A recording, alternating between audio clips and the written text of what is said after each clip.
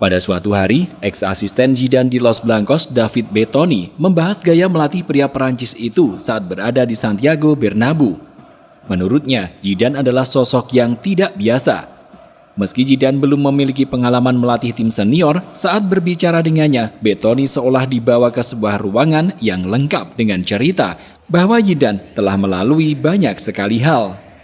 Bertoni yang penasaran dengan gaya seperti apa yang akan diusung di tim senior Real Madrid, Zidane dengan tegas mengatakan kalau ia ingin meminta bantuan Bertoni untuk menciptakan suasana latihan yang nyaman bagi setiap pemain. Zidane sangat ingin setiap pemainnya selalu merindukan waktu latihan bersama, bahkan ketika mereka baru sampai di rumah sepulang latihan. Menurut Bertoni, hal itu sangat menarik. Sebab Zidane tidak langsung membahas potensi setiap pemain dan skema seperti apa yang bisa diterapkan. Namun sang pelatih malah memikirkan terlebih dahulu bagaimana cara agar setiap pemain merindukan waktu latihan. Selain itu ada satu hal lain yang membuat Bertoni takjub, yaitu saat Zinedine Zidane melatih dirinya terlebih dahulu sebelum bertemu dengan para pemainnya. Ya, Zidane akan menyiapkan diri sebaik mungkin seperti menulis naskah taktis, merancang gagasan untuk menyatukan beragam ide para asisten pelatih, serta menyusun obrolan yang digunakan untuk berbicara secara individu dengan setiap pemainnya. Kami sebagian besar berbicara tentang kenyamanan bermain. Dia mengatakan kepadaku, ketika kamu ditugaskan untuk membantuku dalam mempersiapkan latihan, maka aku ingin gagasan yang membuat pemain menikmati dan ingin datang ke pusat latihan. Aku mau para pemain ingin kembali ketika mereka pulang ke rumah. Kata-kata dari Zidane itu terus melekat di pikiranku.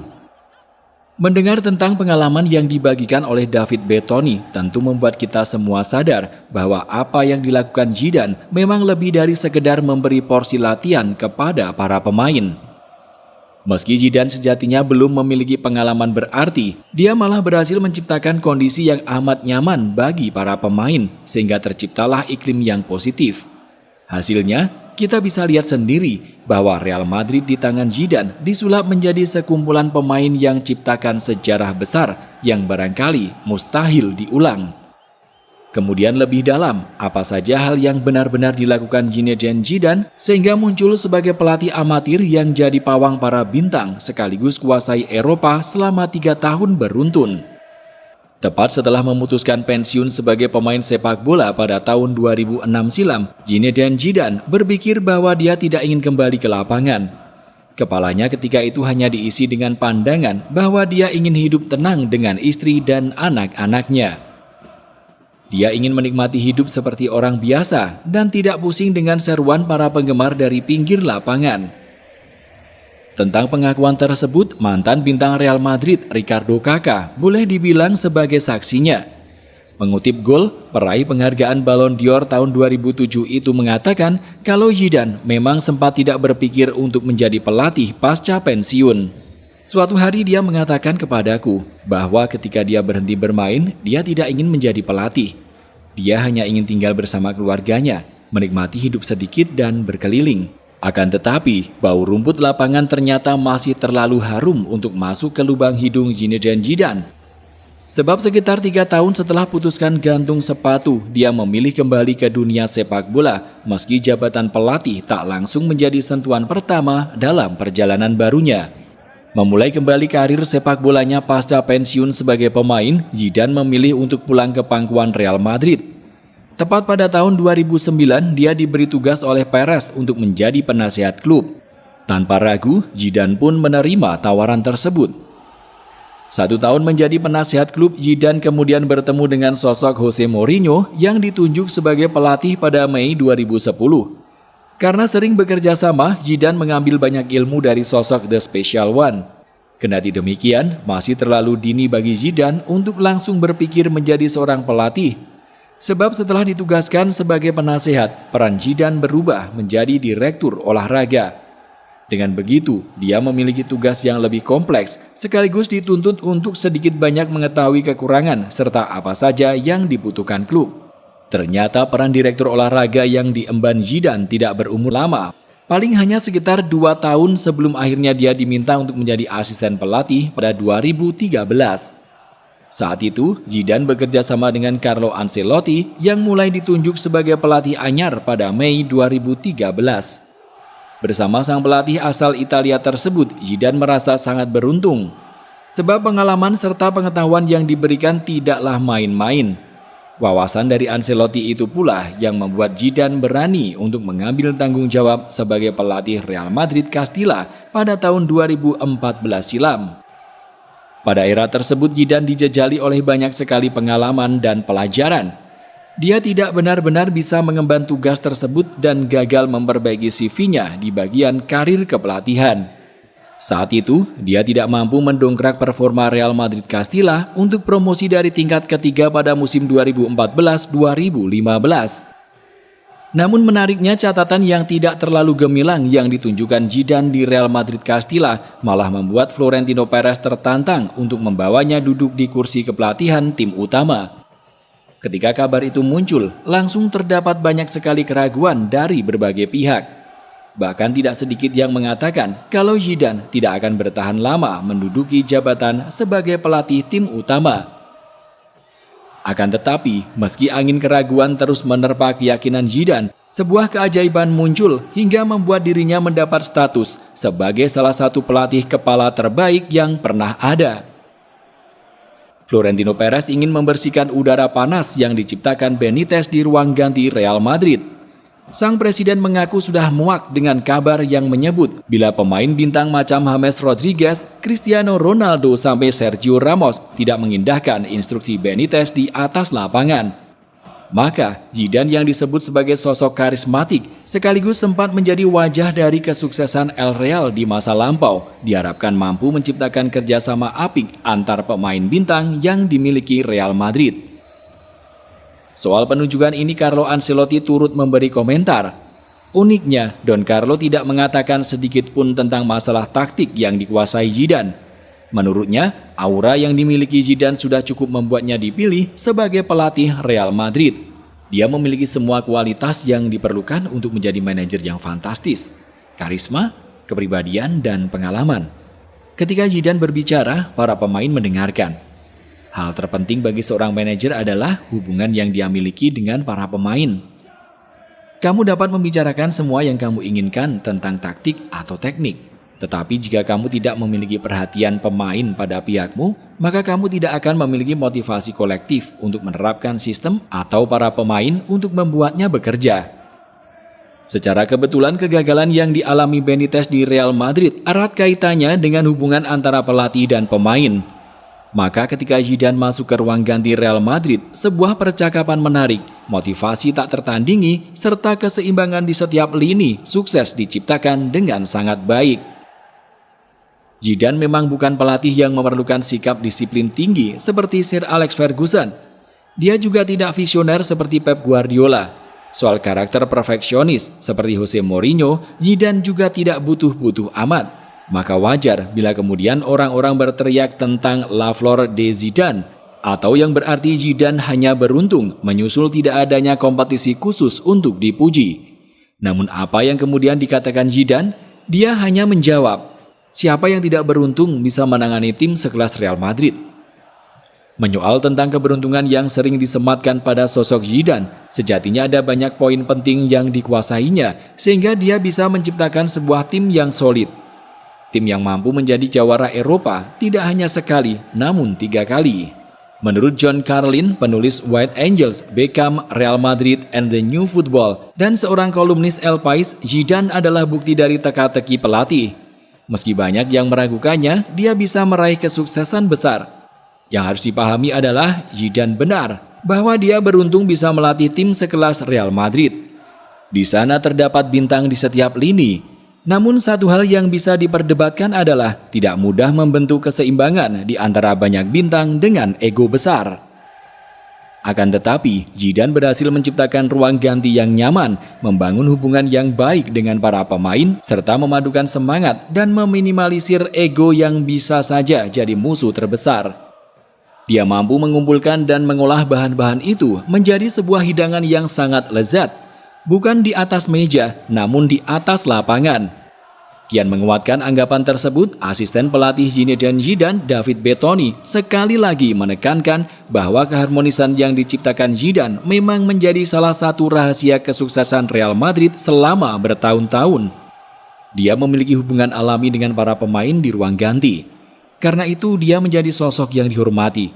Ketika dia menyatakan di konferensi pers bahwa baginya semua pemain penting, dia benar-benar serius. Dia mengelola konflik dengan mengatakan yang sebenarnya dan bersikap adil. Dalam jangka panjang, itu berhasil.